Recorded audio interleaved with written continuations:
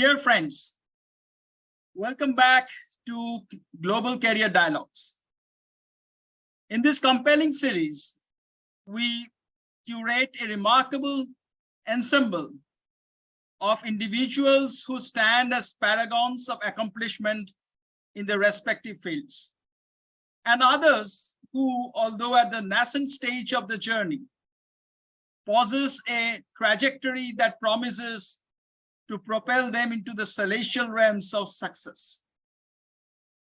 Me, Dr. Suptik Mukherjee, I'm a scientist and was working in the United States for more than 17 years before coming back to India to start an organization with the goal to help students in India go global. I am joined by Anushka Joshi, who studied at Sydney Business School and Rutgers University, and as an HR, sets the hiring agenda for Fortune 500 companies in the US. Today, we welcome Deepanshu Aggarwal, who is highly accomplished and known for his political acumen. He graduated from the most prestigious school for public policy, Harvard Kennedy School, and then he started his own consulting firm in India. He did his bachelor's from Shri College of Commerce.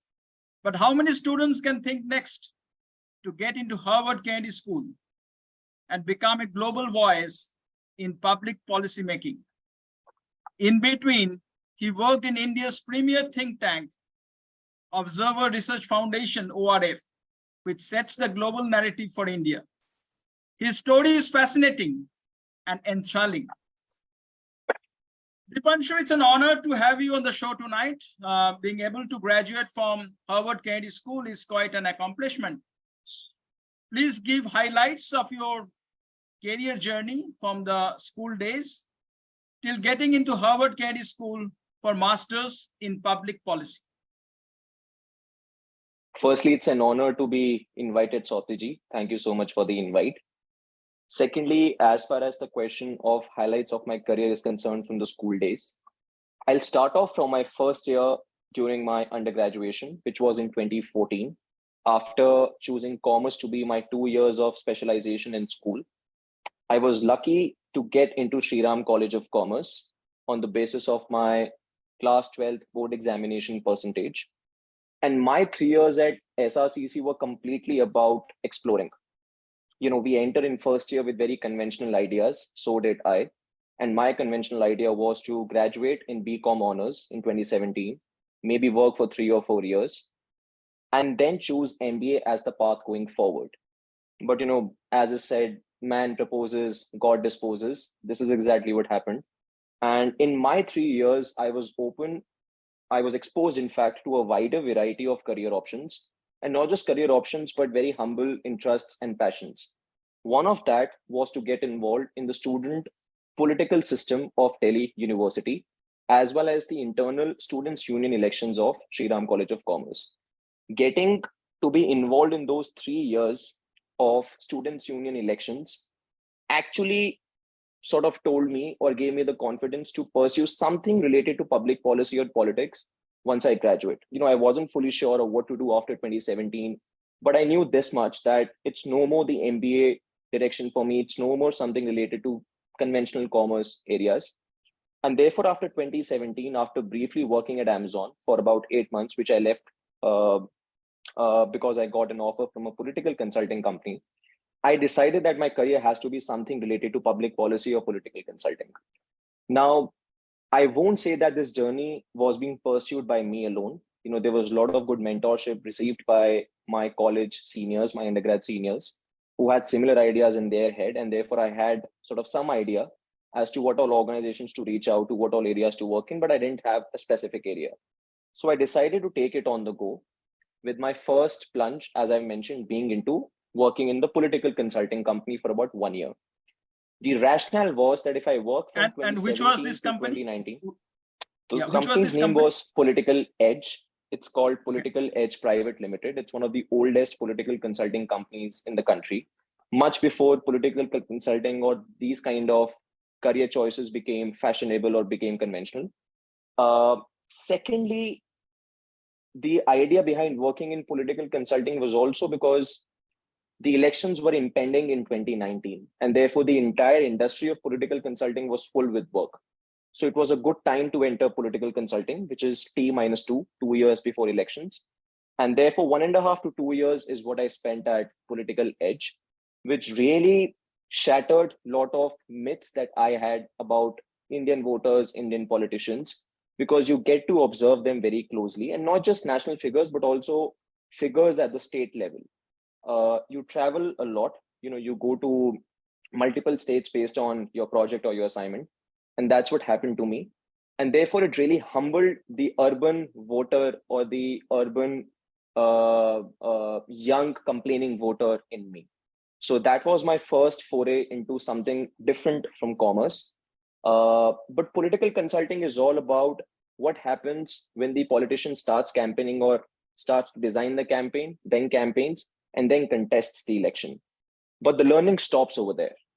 And therefore, to complete my cycle of learning as to what these politicians do when they win elections, I thought that now let's make a career switch. And now let's work with a sitting member of parliament to see what do these individuals do once they get elected to the office. And therefore, after the Lok Sabha 2019 election results, just as I was thinking of taking public policy more formally and more seriously, I started working with a member of parliament to see what these individuals do after winning.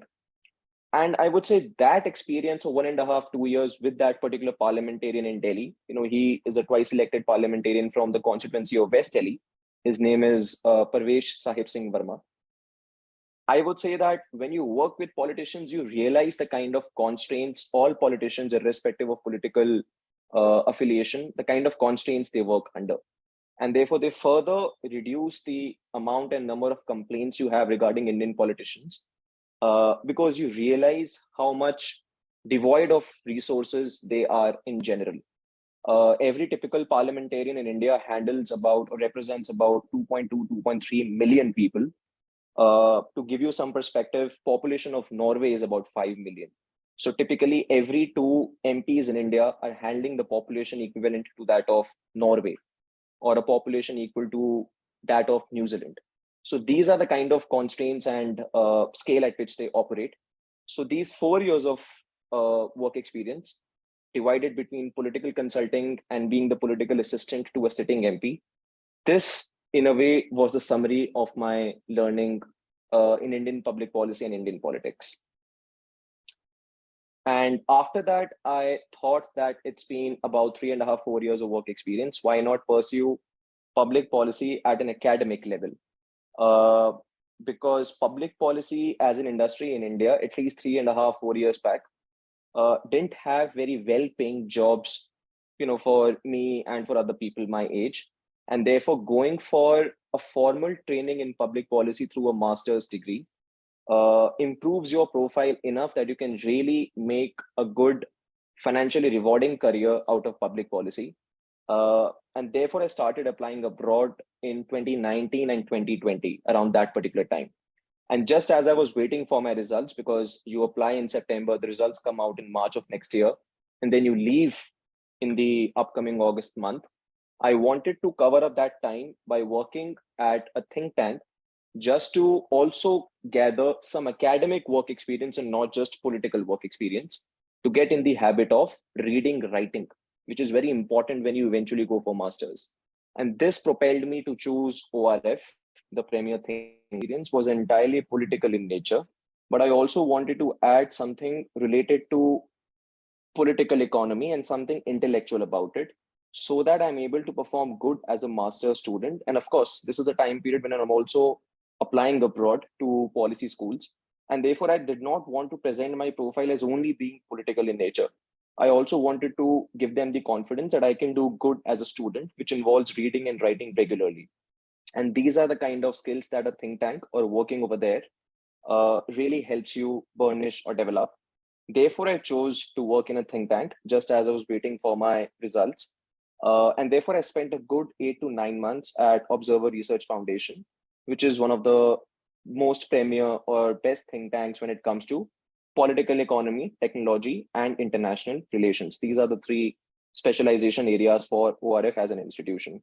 So if I were to summarize my work experience, I would say that I chose to work in political consulting, complete that by working with an MP as his assistant. And this was about 3.5 years. With the remaining 8 to 9 months, I was working at ORF, Observer Research Foundation. And this was the collective 4 years of work experience I had before leaving for Harvard Kennedy School in 2021. Okay, Deepanshu, one question that while you were applying for Harvard Kennedy School, had you already mentioned that you were working in ORF? Did that part help? Absolutely. I feel that that part really helped because without ORF, firstly, I would have had one less recommender because you have to also present 3 letters of recommendation when you're applying abroad to almost any policy school, out of which one has to be academic. So I chose the academic recommender from my undergrad days, my professor from SRCC. The other 2 recommenders, one, I chose the member of parliament. I requested him to write me a good letter of recommendation. The second one came from my boss at Observer Research Foundation. And that was strategic on my part because I wanted one political and one intellectual official to give me letters of recommendation in addition to the academic one, to actually present me as a complete public policy student. So that definitely helped. Yes. Okay, and in terms of the other things that a student trying to apply in such a prestigious institution has to keep in mind, the statement of purpose and other things, where how the GPA, the statement of purpose, how were they important in order to get that admission? Everything is important. I would say it's a very collective decision making by the admissions committee towards the end. The way I imagine my application process to be, and this is something I tell almost everyone, whether it's my colleagues, whether it's people from SRCC or other institutions now, and if I get a chance to sort of guide them as to how to apply abroad, I always mention one thing. You have to imagine applying abroad as if you're writing or as if you're defending yourself in court, right? Wherein the judge is the admissions committee, wherein you are the lawyer who's trying to defend yourself through a statement of purpose. So a lawyer's argument has to be completely wholesome in nature. It has to be completely foolproof. The opposition should not be able to find any gap in whatever you were saying. So your statement of purpose has to be that sharp, and the witness that you furnish to add strength to your argument, you can imagine them to be your recommenders. So the point that you're making is the SOP, the judge is the admissions committee, and the witnesses are your recommenders.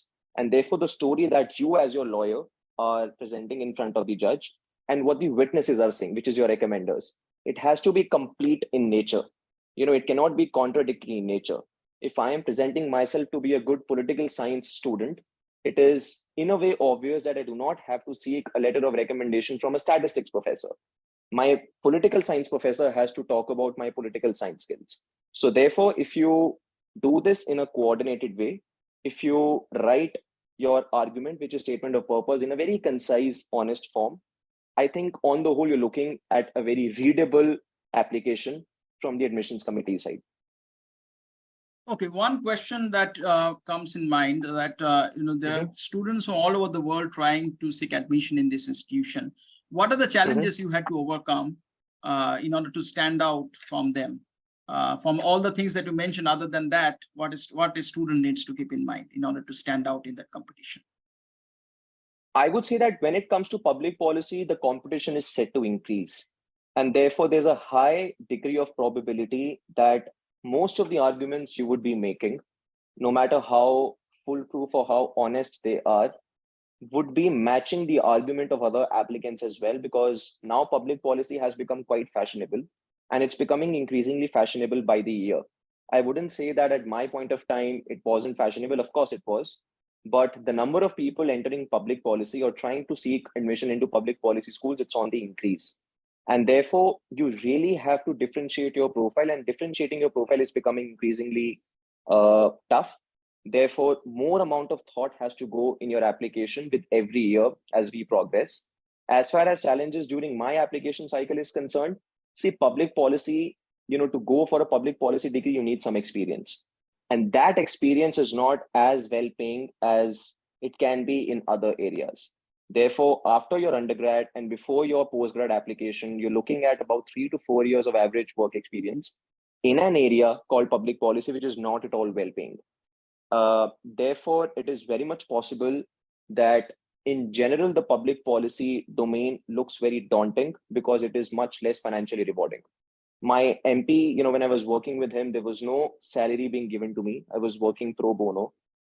Political consulting back then wasn't as financially rewarding. It is much more financially rewarding now, but still, it doesn't pay as good as a McKinsey would or a Bain would or a BCG would. Therefore, the moment you choose public policy, whether it's work experience or whether it's a master's degree, you have to sort of believe in public policy enough that these concerns do not matter. Secondly, I did not hire an admissions consultant, and therefore I had to get my application reviewed by either my undergrad seniors or some random people on LinkedIn that I messaged.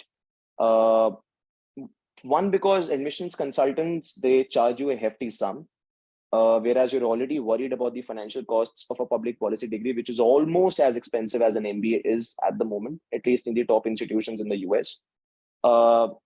Therefore, to save money, I had to seek counsel from people who are not as aware of the process of applying abroad, but who probably knew me well enough that they could give me some personalized advice.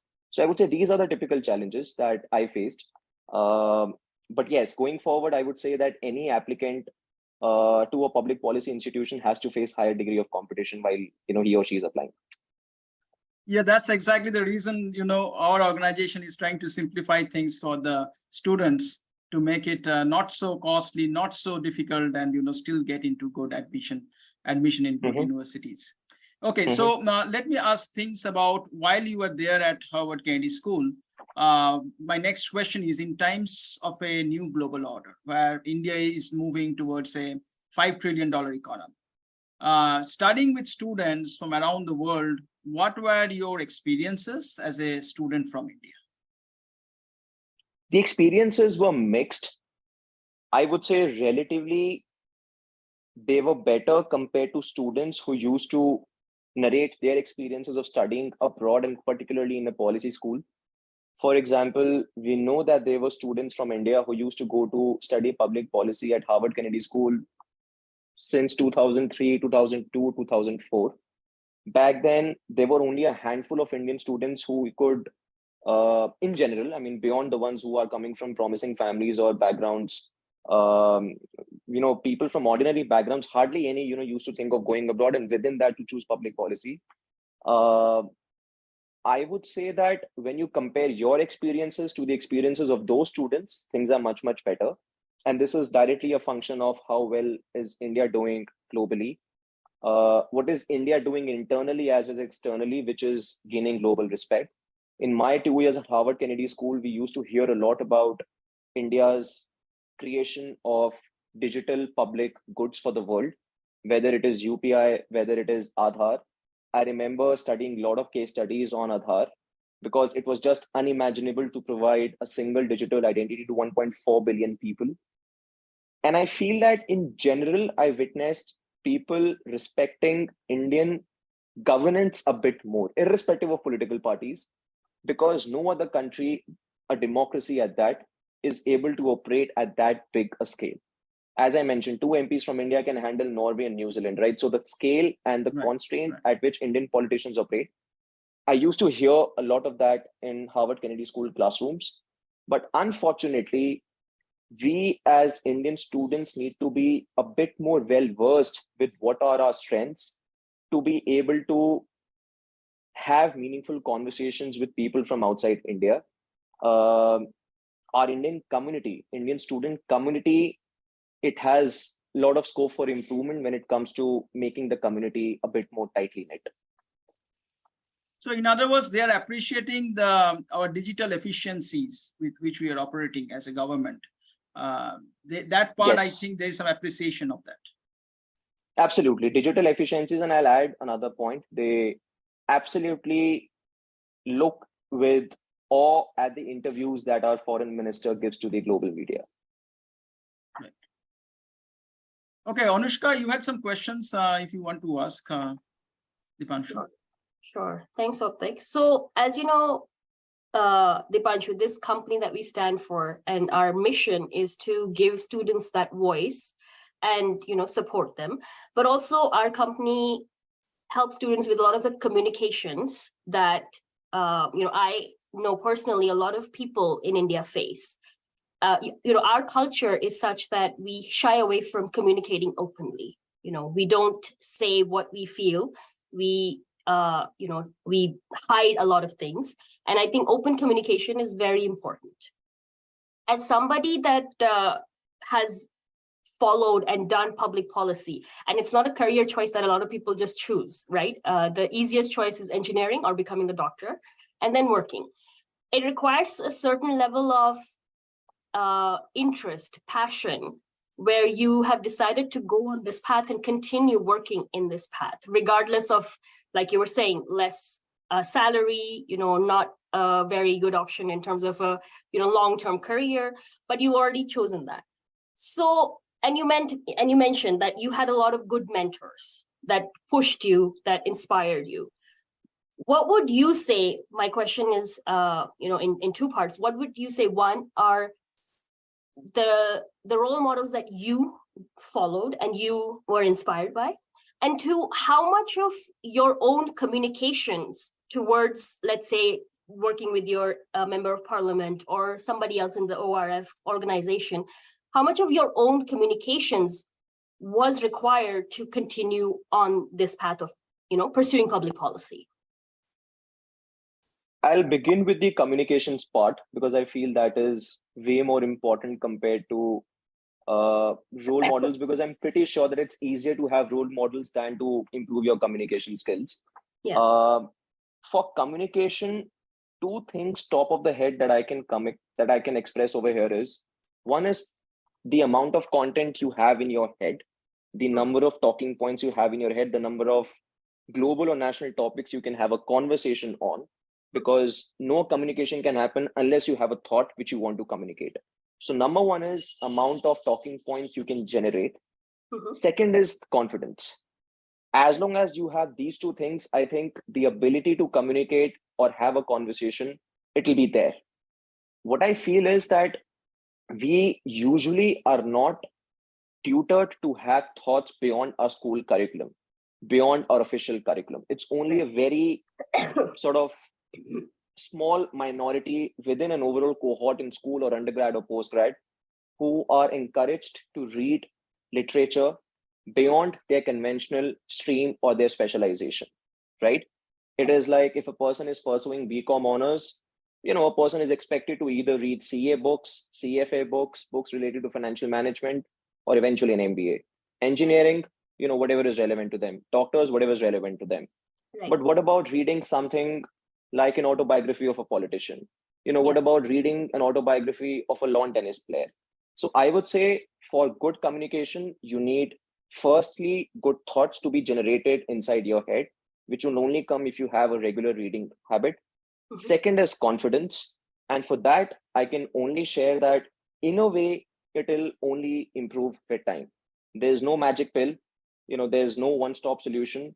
You keep on reading, you keep on generating a lot of thoughts, you keep on having conversations at home with your friends, with your colleagues or your wider professional network, and things will improve. As far as the importance of communication in my career was concerned, I would not have landed any of these jobs if I would have not communicated with my college seniors that I want to be in this area.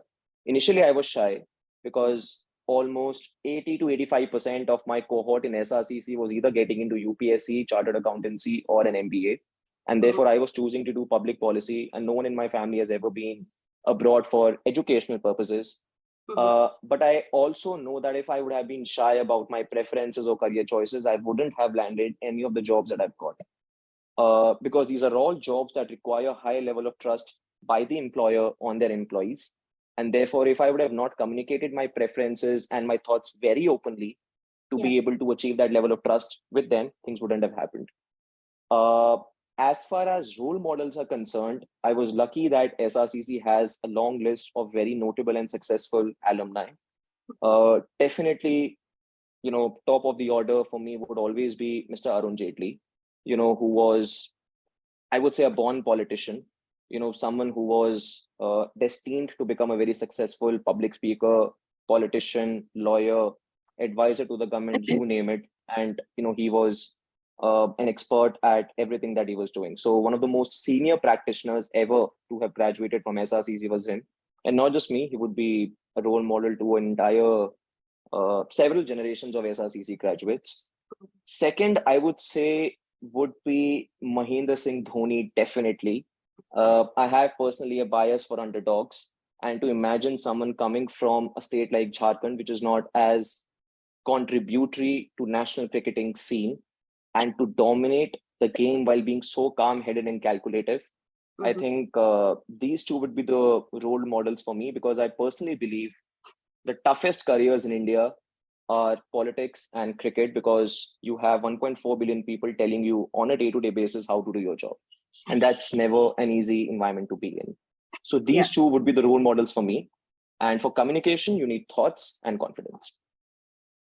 Thank you, Deepanshu. So to summarize, I think you're saying that to be an abled communicator, you need to have confidence, and that thought process of what you truly believe in or what you're passionate about, I guess, and to be able to say it out in a manner where you're not shying away from it, and you're able to tell your story, I guess, or tell a story around what it is that your thought process is.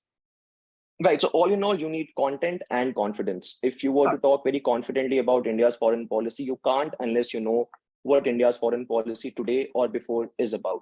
So you need content and you need confidence, because some of the most knowledgeable people aren't able to capture stage fear or overcome stage fear. But that's a function of time. This cannot be achieved in a single day. Yes. Sure. But these are skills that you can acquire. If you don't have them, it absolutely, can be absolutely, absolutely. Yes. Everyone can do it. Absolutely, absolutely. Sure. No one's born with them. Yes. Thank you, Deepanshu, for telling us, your thought process around communications. I think your organization, or I think the idea that you had about India Vista, I think we would like to hear about, what your thought process was, how you perceived that. And I know in general, Indians are very shy in opening up companies. Now the landscape has changed, but in general, people are like, let's do a job that's safe. Let's not get into opening things and I think as youth that you are representing, it's not just a app company, because I think Indians are linked to, you can just open an app company, you can open a e-commerce company. There are other companies that people are venturing into and opening, and if you can talk about how people can get into that space and India Vista, what was your thought process? How did you perceive that as this can be a business and this can be run as a successful business? 2 points on that. One would be that in general, in India, the policy and business landscape is changing. It has always been changing. It's just that the pace of it has really improved in the last 8 to 9 years, because business as a thing is now not looked down upon. It is encouraged by the government at every juncture. So number one, I would say that it's relatively easier to do business in the country. There's a lot of international companies coming to India.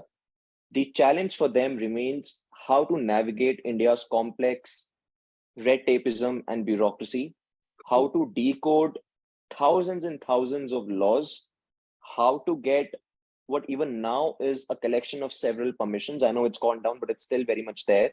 So I felt that there's a market gap in terms of there not being enough consultants or policy consultants, not business consultants, policy consultants being able to advise these incoming companies on how to navigate the government machinery and decode our regulatory environment to identify strengths and weaknesses. So number one, why I opened up India Vista, which is a policy consulting private limited company, is because there is this gap.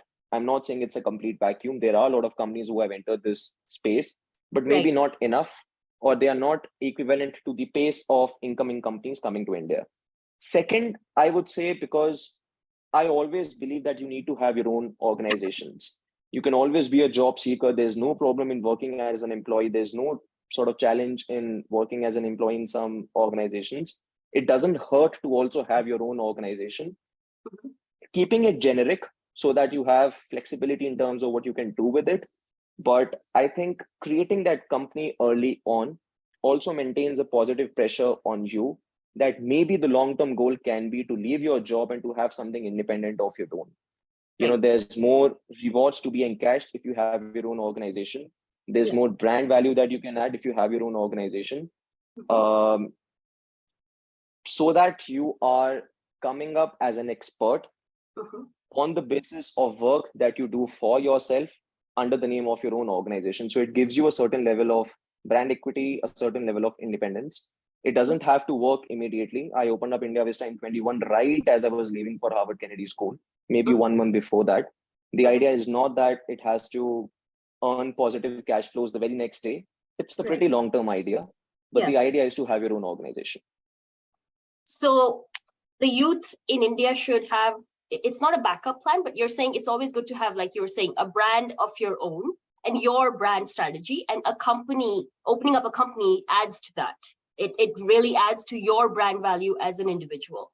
That you're just not working for another organization. You have your own organization and you know how to run that organization, and that adds to your brand value as an individual. Right. So for me, my first career choice is to work as an employee at some policy advisory company for maybe a decade or so. I don't know the exact detail, but eventually, yes, I'm very sure that I want to dedicate my entire time to India Vista. It's not happening tomorrow. It's not happening 1 year down the line, but some years down the line, yes, I want to work full time on my own company.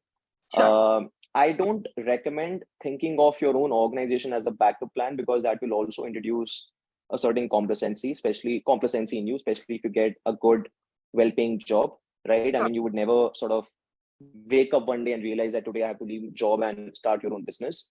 But still, having that company in the back of your mind maintains a talking point in your head that, yes, you have this thing which is open-ended. Why not dedicate more time to it so that you have your own organization growing up? And it gives you a certain flexibility. It is much more rewarding. But my eventual goal personally is to work full-time on India Vista. Yes. Okay. Nice. Right. So, Yeah, Deepanshu, what you said really fascinating, inspiring. And I wish that, many others follow your footsteps, because that's, I think, everyone like to be eventually starting their own organization and creating their own brand.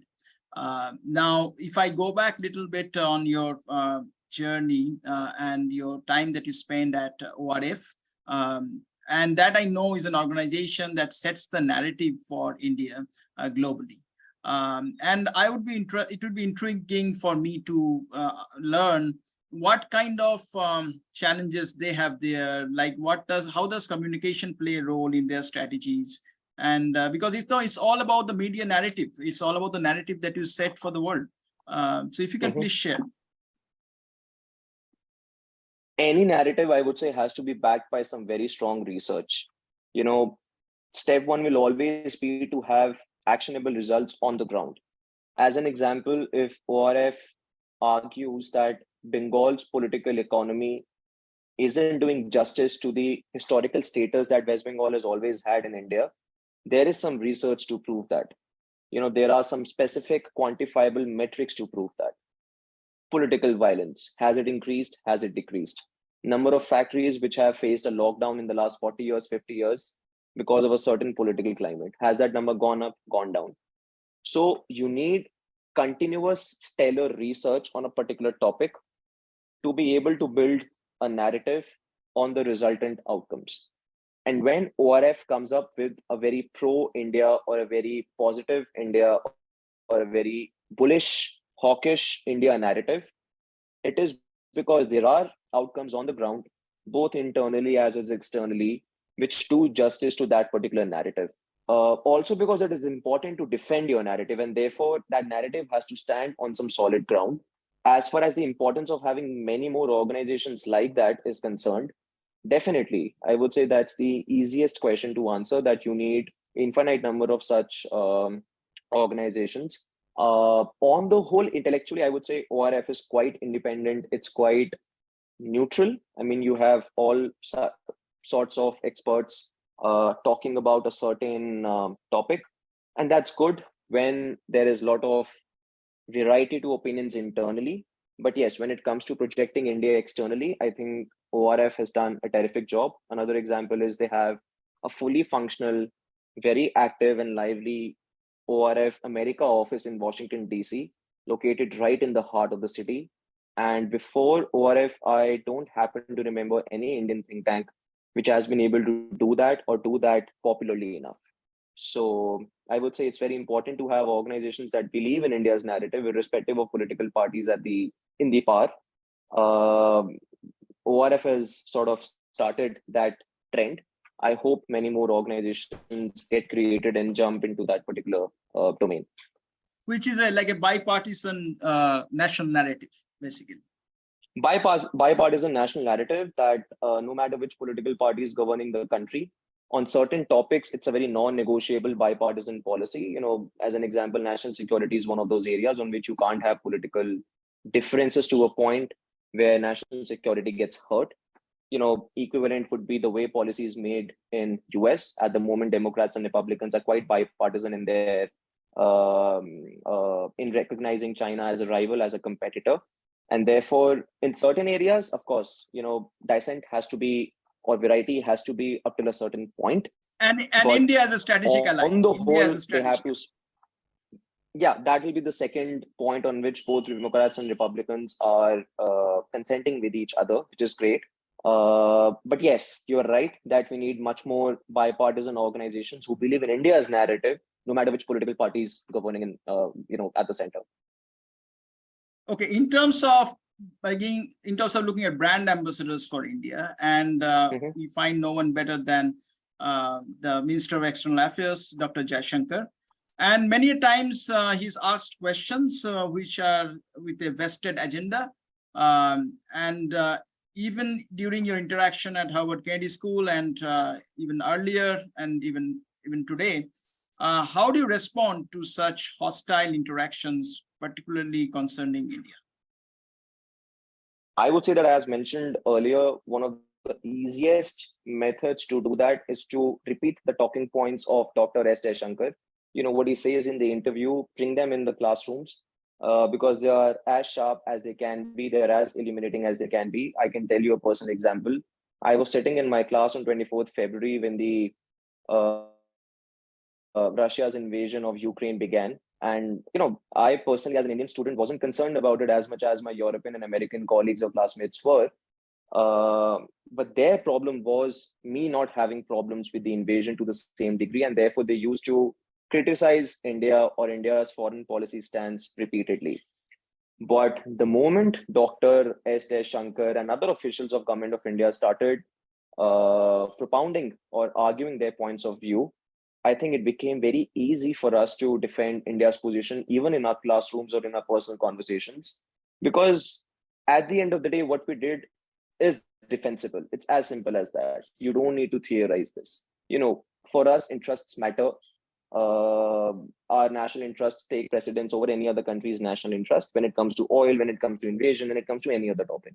So the way we used to deal this with other students criticizing India or asking us questions with a vested agenda, the best way to do that is to actually repeat Dr. S. Jaishankar's argument on any topic, because they are simply intellectually the most complete and best, in whatever he says and talks about. And he had famously said that what Europe buys in 2 days, perhaps you buy in a month, something like that, I believe. Right. What India buys in a month, Europe buys in a day. Yes. Yes. Okay. So in terms of being there at Harvard Kennedy School, and this is one of the most premier colleges in the world in terms of policymaking. You studied there, and after realizing that dream, you came back to India to implement some of the best practices that you learned there, improvise to Indian convictions. What is your vision for India and the advice for those who want to follow your footsteps? Well, I would say that's a very broad question. So let me think about some specific points I have in my mind. I think one of the most important elements is that every student in India should have the necessary flexibility given to him or her from the side of the system to be able to choose anything that he or she wants. And this is something that I've seen in the American education system. I'm not going into the specifics because every country has their own challenges and unique context. But one learning that we can learn from the American education system is that you can choose to pursue anything that you want almost at any age. You are not bound by certain choices forever. So it's like if you've studied non-medical or engineering in your class 11th and 12th in Indian school education system, in a way, you're almost bound by that throughout your life, unless you, of course, pivot and you do your MBA or you do a degree in public policy or something like that. But still, you're not given the enough flexibility that students in other countries are to be able to pursue different things. And therefore, you see that despite the talent, despite the skills, despite exposure, despite everything that we have, in a way, we are not experimenting enough, or we are not enabled enough to experiment in life. And you're talking about 1.4 billion people, which is also a set of demography, which is the youngest in the world, right? You can't turn this population into a demographic dividend unless you have a confident set of people being very experiment you have this young cohort of people. Unless you can actually give them the confidence that they can choose to do anything that they want to, you can't turn this population into a demographic dividend. It will definitely be a demographic disaster unless you create institutions and policies that can tap this particular generation's talent. So my vision for India is that you have every young person, no matter a student, an adult, or an early career professional, being completely flexible and confident about whatever career choices they have in their head. Unless you have that, we are not tapping into the energy of this young population in the country. That's number one. Number two would be, I would really want more and more people to think of politics as a career for them.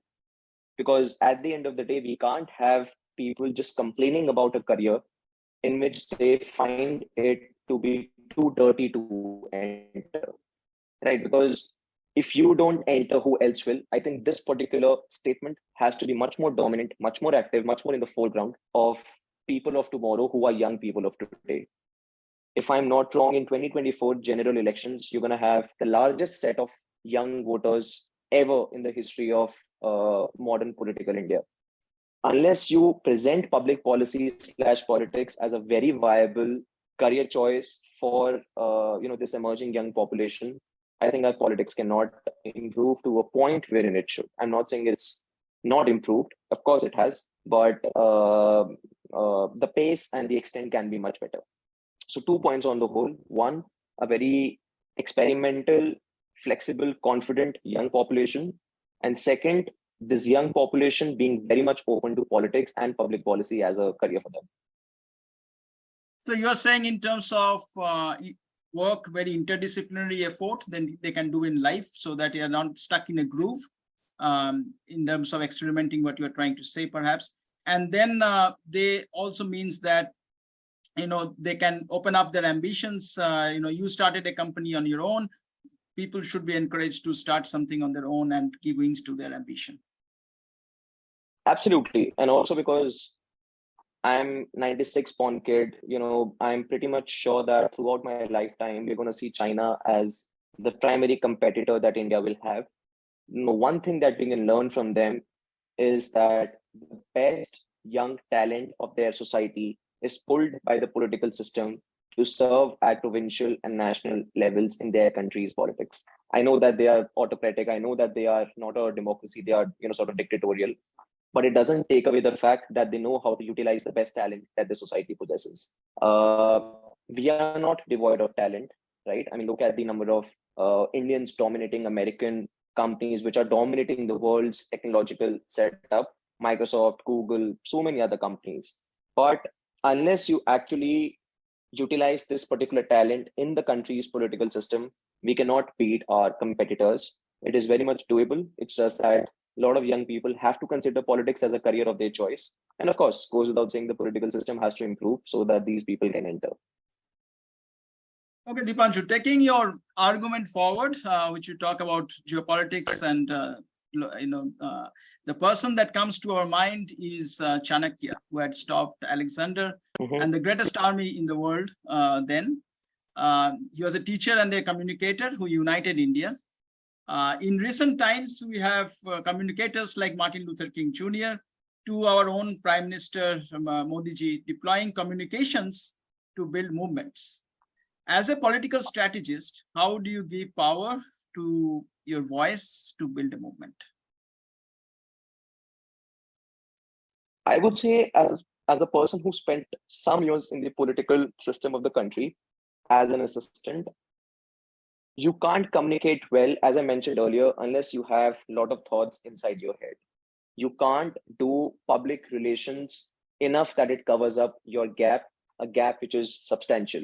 You really have to understand that PR can only carry you so far. Beyond that, it has to be a very honest communication that can present you to be favorable in front of the public.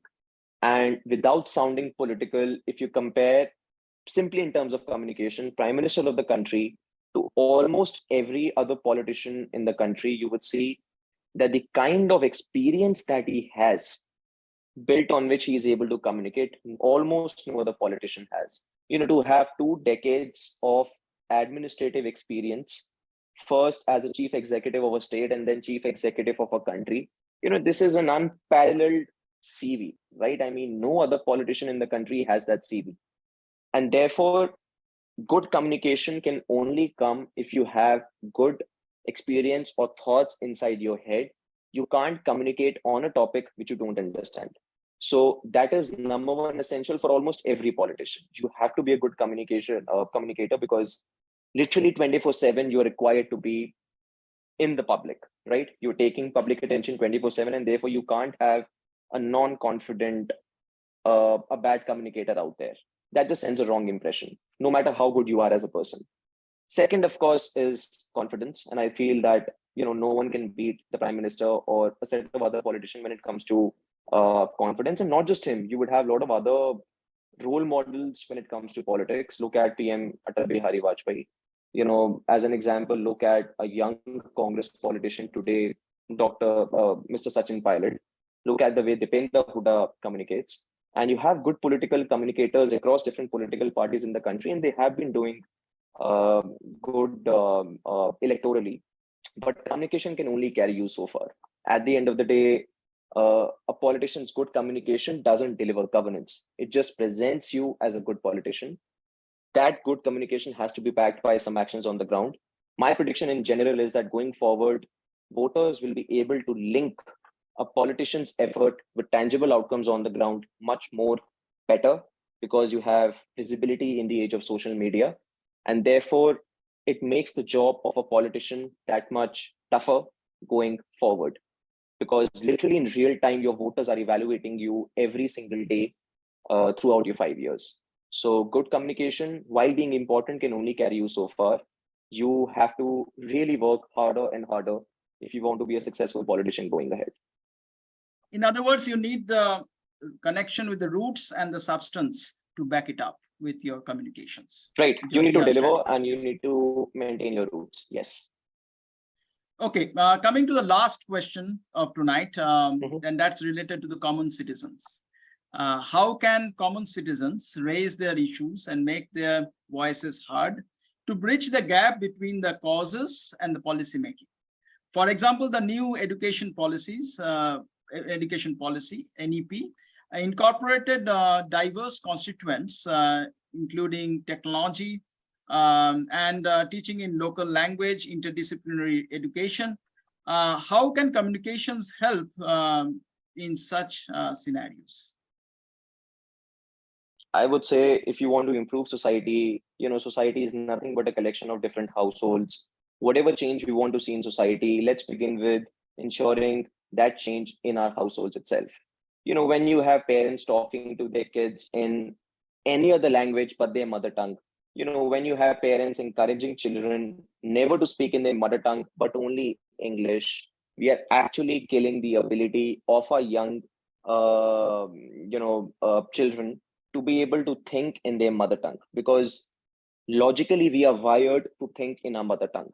Now, unless we do it, no amount of good national education policies can help us nationally, right? First mode of learning always begins at home. And therefore, unless we have parents sensitizing their children to not just language, but education in general, encouraging their children to sort of participate in extracurricular activities, read different kind of books, spend time outdoors. I mean, this point, unfortunately, is becoming more and more important because of smartphones and social media. So unless you have parents becoming slightly more, I would say, on the job or slightly more hands-on about the learning that they are imparting to their children, no amount of national education policies can actually do good. Of course, whatever national education policy has come up with does grant our students enough flexibility, an option of studying in different languages. And this relates to the point I was earlier talking about, that young people in the country need flexibility when it comes to education and career. But at the end of the day, you also need a bit more hands-on responsibility being discharged by parents in our households, whether it is encouraging us to participate in extracurricular activities, communicating with us a bit more in our mother tongues and not encouraging us to only speak in English, as if that sort of tells you how literate or educated we are. That's a very false metric. So I feel only with a hands-on responsibility being discharged by parents in terms of learning and education can this policy, which is very enabling and very encouraging in the form of national education policy, only then it can be successful. And how the voices, another question I had on follow-up, how voices of common people go to the public policymakers? How do that bridge happens? Is it easy in your opinion, and how difficult it is otherwise? I would not just blame the politicians for the lack of voices of common people today, because voices of common people do not reach policymakers because common people do not visit their policymakers. Literally do this survey, talk to urban kids in Delhi, Mumbai, Bangalore, Pune, Hyderabad, Kolkata. We imagine these cities to be the most educated, the most modern, the most progressive, and no matter what. Literally do a survey of how many people above the age of 18, forget people below the age of 18, how many voters, which is people above the age of 18, actually know, number one, know the name of their member of parliament, member of legislative assembly, member of their panchayati organization or the urban civic body. That's number one. You'll be surprised that not many people know, who these three people are. Number two, how many people are actually voting, right? If you have urban voter turnout hovering around 60-65%, that's terrible. That's literally terrible. The voter turnout in rural areas is much better. Number three would be how many young voters leave, old voters, how many young voters actually visit government offices or residences or offices of their MP, MLA, or the local representative. We are simply not entrusted in local governance enough to be able to air our issues to them. I know that a lot of structural issues are there. It's not that tomorrow, if you visit your politician, he or she would open his or her doors to you. I know that's the case. But my question is the effort there? Because no matter how welcoming our politicians become, voters actually need to visit them to be able to voice their concerns.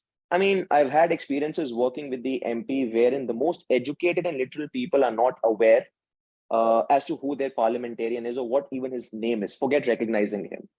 And that's not because he enjoys less support. That's simply because our voters, the way they imagine voicing their concerns, it's all about social media. The moment you tweet, the moment you come out with a post, your responsibility as a concerned vocal voter is done away with.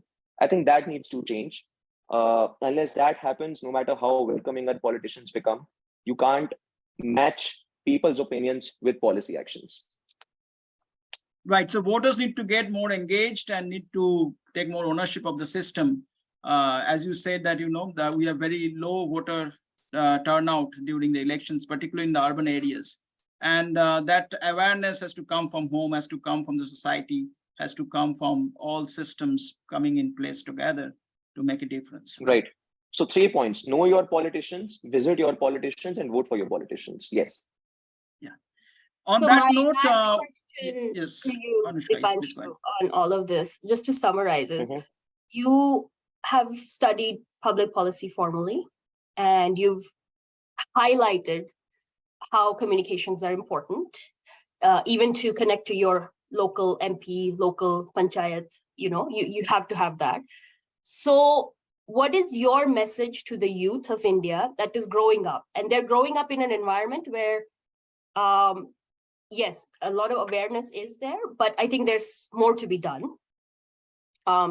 So what is your vision and what is your idea of how youth can be inspired to follow more and more, like you said, the recruitment of government of skilled individuals in China is happening, and that's why their political system is growing.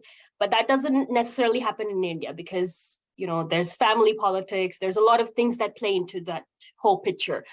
How do you say, as somebody who has come from that non-background of politics and entering into politics, how do you inspire the youth to be able to communicate their wish and their interest in the political system, and how can they be actively be more part of this system? I think the broader point would be that no society can function well if you're only concerned about our fundamental rights and not about our fundamental duties. And therefore, if at the end of the day, all that the young people, including me, if all that we do is complain about our politicians as if they're taking away our rights, they're not giving us something to which we are entitled, I think that's a very wrong way to imagine the entire public policy domain. Sometimes it's a lot more about duties. And those duties are to first actually be aware of who your politicians are. Second, to, as I mentioned, visit your politicians. A lot of things can improve if you simply walk into their offices and request them for a 5-minute chat, a 5-minute conversation. Politicians at the end of the day like people being around them. They like smart young people being around them. In a way, that's also a way for them to project their strength to their competitors. And therefore, if you visit your politicians in power or you visit your opposition politicians, just visit them to be able to understand their psyche, to be able to understand their incentives, their costs, their benefits. It is with the result of these politicians that different jobs in public policy domains and companies come out, right? You have n number of jobs simply on the basis of talking to them. Take an idea to them. For example, let's say you live in a gated colony in Delhi, right? Let's say your local municipal corporator is not doing his or her job at cleaning your road. Let's say you as an engineering grad have a better idea through the use of technology, through the use of your academics on how to actually clean the road without requiring as many human resources so that it becomes beneficial for the municipal corporation of Delhi to clean that area. Now, unless you utilize your academic learning to come up with a beautiful idea, why will a politician at the end of the day also entertain you or think of you being beyond a voter? So use your academic learning, come up with ideas, write down those ideas, carry that single paper to your local politician, have a chat, and then leave it on the politician in a way. If that politician is not interested in acting on those ideas, it's fine. But you as a voter, you as a young individual in the country, at least have done your responsibility, right? You have at least discharged your responsibility. So step one has to be know your politicians. Second, visit your politicians, carry ideas to them. At the end of the day, you have to step beyond complaining about whatever is happening. You also have to come up with some alternative points. You are smart enough. I think what remains to be seen is, are you confident enough? Are you interested enough? Are you responsible enough? Are you hands-on enough to be able to carry those ideas to a politician? And as I mentioned, communication is a very experiential thing. No single teacher in no single room can teach you communication unless you get down, make your hands dirty, talk to n number of people. It's only then that your communication will improve. So I think communication part will come on its own if you start talking to people, in this case, politicians. So think of ideas, visit them, take those ideas to them. Okay. Thank you. Thank you, Deepanshu. Thanks, Deepanshu. It was great talking to you tonight. And for the viewers, please subscribe to our channel. Please like the interview and give your comments. Careers that which Deepanshu is pursuing is a not so trodden path, and therefore makes it very interesting that what he is doing, many others will likely follow in years to come. Thank you for joining the show tonight, and we'll come next week with another great show with another new person. Thank you.